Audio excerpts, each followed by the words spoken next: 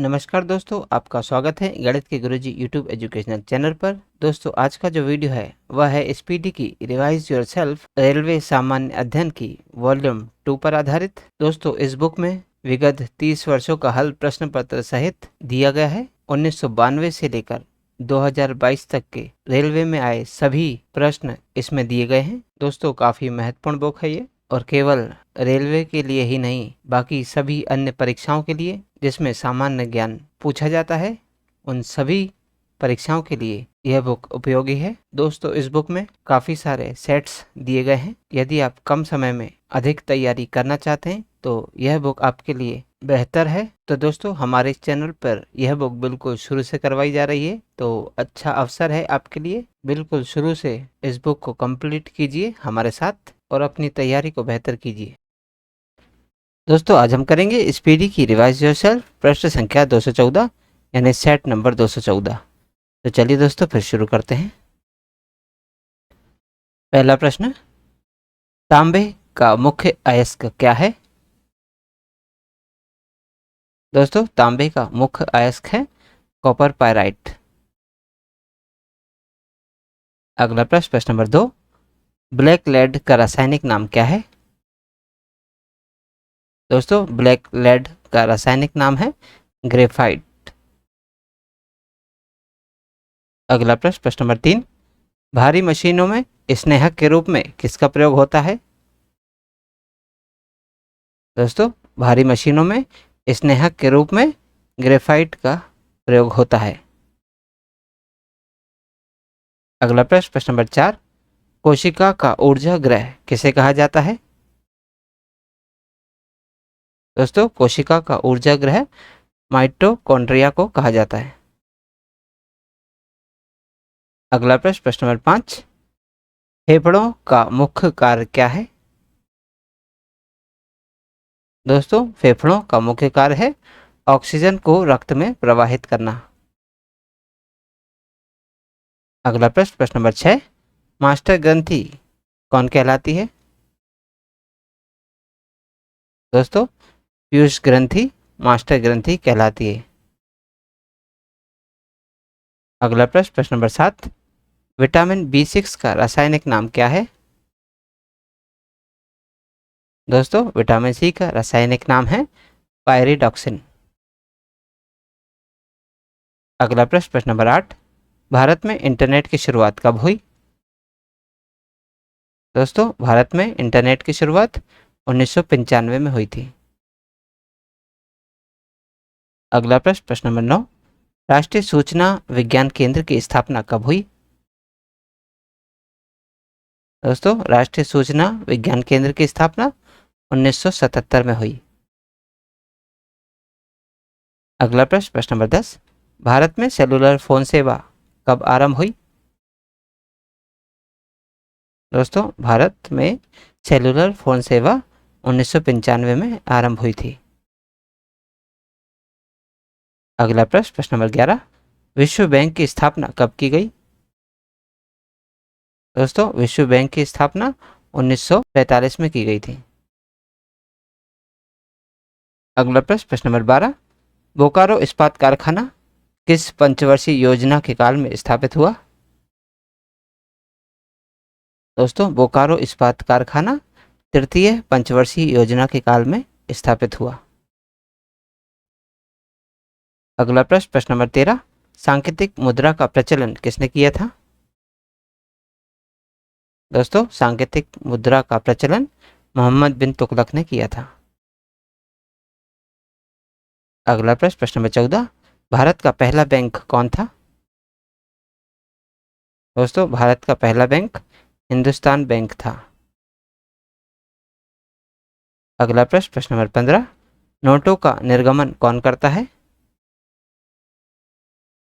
दोस्तों, नोटों का निर्गमन आरबीआई करता है।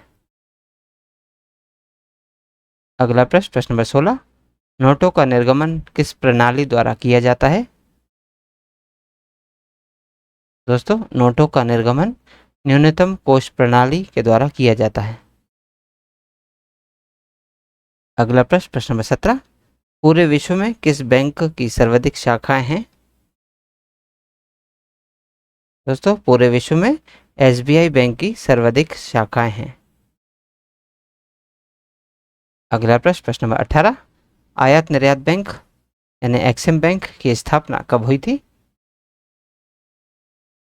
दोस्तों आयात निर्यात बैंक एक्सिम बैंक की स्थापना 1982 में हुई थी।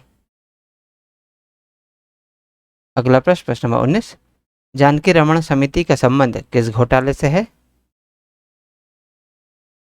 दोस्तों जानकी रमन समिति का संबंध प्रतिभूति घोटाले से है। अगला प्रश्न, प्रश्न नंबर 20, किस दिन पृथ्वी सूर्य से सर्वाधिक दूरी पर रहती है? दोस्तों 4 जुलाई के दिन पृथ्वी सूर्य से सर्वाधिक दूरी पर रहती है। अगला प्रश्न, प्रश्न नंबर 21, पृथ्वी पर अक्षांश रेखाओं की संख्या कितनी है? दोस्तों पृथ्वी पर अक्षांश रेखाओं की संख्या 180 है। अगला प्रश्न, प्रश्न नंबर 22, पृथ्वी पर कुल कितनी देशांतर रेखाएं खींची गई हैं? दोस्तों पृथ्वी पर कुल 360 देशांतर रेखाएं खींची गई हैं। अगला प्रश्न, प्रश्न नंबर 23, अंधकार महाद्वीप के नाम से किसे जाना जाता है? दोस्तों अंधकार महाद्वीप के नाम से अफ्रीका महाद्वीप को जाना जाता है। अगला प्रश्न, प्रश्न नंबर 24, नीग्रो कहाँ की प्रमुख जनजाति है? दोस्तों नीग्रो उत्तरी अमेरिका की प्रमुख जनजाति है। अगला प्रश्न, प्रश्न नंबर 25, विश्व का सबसे छोटा महाद्वीप कौन है? दोस्तों विश्व का सबसे छोटा महाद्वीप ऑस्ट्रेलिया महाद्वीप है। अगला प्रश्न, प्रश्न number 26, the shape of the beast किसकी कृति है? दोस्तों the shape of the beast Arundhati Roy की कृति है। अगला प्रश्न, प्रश्न नंबर 27, माउंट बेटन योजना का मुख्य उद्देश्य क्या था? दोस्तों माउंट बेटन योजना का मुख्य उद्देश्य भारत का विभाजन करना था। अगला प्रश्न, प्रश्न नंबर 28, रामकृष्ण परमहंस का वास्तविक नाम क्या था? दोस्तों रामकृष्ण परमहंस का वास्तविक नाम था गदाधर चट्टोपाध्याय। अगला प्रश्न, प्रश्न नंबर 19, सीयू की किसके द्वारा लिखी गई है? दोस्तों सीयू की हैंसोंग के द्वारा लिखी गई है। अगला प्रश्न, प्रश्न नंबर 30, शाह आलम द्वितीय किसके काल में मुगल सम्राट था? दोस्तों शाह आलम द्वितीय रॉबर्ट क्लाइव के काल में मुगल सम्राट था। अगला प्रश्न, प्रश्न नंबर 31, द्वैध शासन व्यवस्था को कब समाप्त किया गया? दोस्तों द्वैध शासन व्यवस्था को 1772 में समाप्त कर दिया गया। अगला प्रश्न, प्रश्न नंबर 32, शिवाजी के ज्येष्ठ पुत्र का नाम क्या था? दोस्तों शिवाजी के ज्येष्ठ पुत्र का नाम संभाजी था। अगला प्रश्न, प्रश्न नंबर 33, पुरंदर की संधि कब हुई थी? दोस्तों पुरंदर की संधि 1665 में हुई थी। अगला प्रश्न, प्रश्न नंबर 34, मुगल काल का अंतिम शक्तिशाली सम्राट कौन था? दोस्तों मुगल काल का अंतिम शक्तिशाली सम्राट था औरंगजेब। अगला प्रश्न, प्रश्न नंबर 35, शून्यवाद का विकास किस दार्शनिक द्वारा किया गया है? दोस्तों शून्यवाद का विकास नागार्जुन के द्वारा किया गया। अगला प्रश्न, प्रश्न नंबर 36, समुद्रगुप्त को भारत का नेपोलियन किसने कहा था? दोस्तों समुद्रगुप्त को भारत का नेपोलियन B.A. स्मिथ ने कहा था। अगला प्रश्न, प्रश्न नंबर 37, हिजरी संवत कब प्रारंभ हुआ था? दोस्तों हिजरी संवत 622 ईस्वी में शुरू हुआ था। अगला प्रश्न, प्रश्न नंबर 38, फ्री जोन शब्द का संबंध किस खेल से है? दोस्तों, फ्री जोन शब्द का संबंध खो खो खेल से है। अगला प्रश्न, प्रश्न नंबर 39, अनवरत योजना को किस नाम से जाना जाता है? दोस्तों, अनवरत योजना को रोलिंग के नाम से जाना जाता है। अगला प्रश्न, प्रश्न नंबर 40, विश्व पर्यावरण दिवस कब मनाया जाता है? दोस्तों, विश्व पर्यावरण दिवस 5 जून को मनाया जाता है। अगला प्रश्न, प्रश्न नंबर 41, फिट्स इंडिया एक्ट किस वर्ष पारित हुआ था? दोस्तों, फिट्स इंडिया एक्ट 1784 में पारित हुआ था। अगला प्रश्न, प्रश्न नंबर 42, विश्व बैंक की स्थापना कहाँ की गई थी? दोस्तों, विश्व बैंक की स्थापना वाशिंगटन डीसी में की गई थी। अगला प्रश्न, प्रश्न नंबर 43, भारत में सहकारी बैंक का स्तर कैसा है? दोस्तों, भारत में सहकारी बैंक का स्तर त्रिस्तरीय है।